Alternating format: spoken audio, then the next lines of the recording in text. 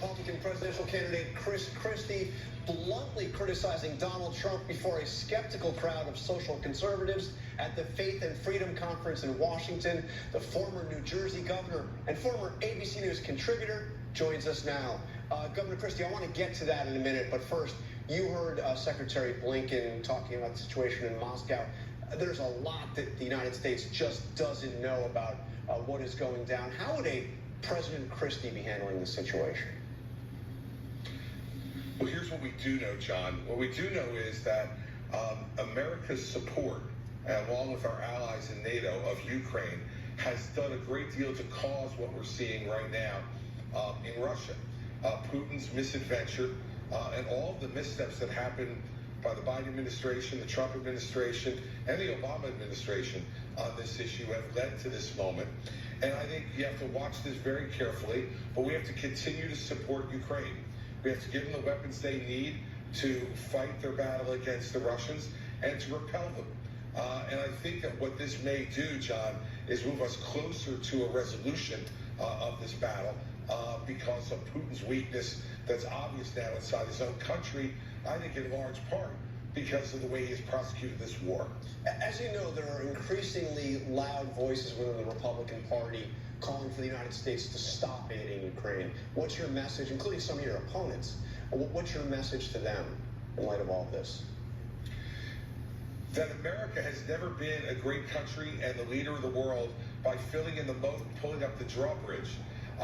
We need to make sure that we're engaged because, believe me, this is the first fight in the proxy war with China.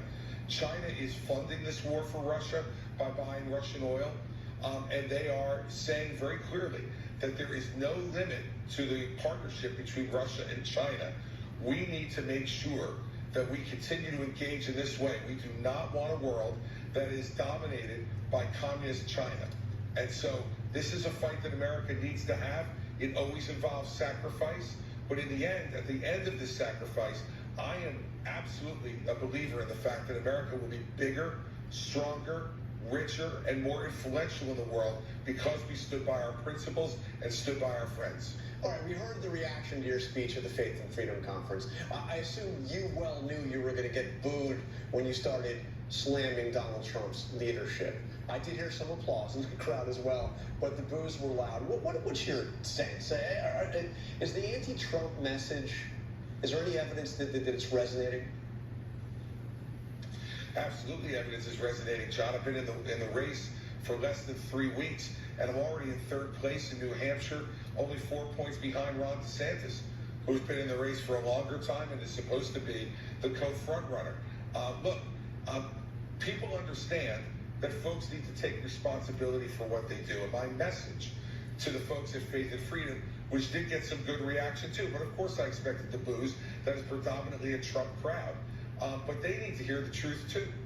That, character is the single most important element of a president of the United States. Because you can't know every issue that's going to come across the president's desk.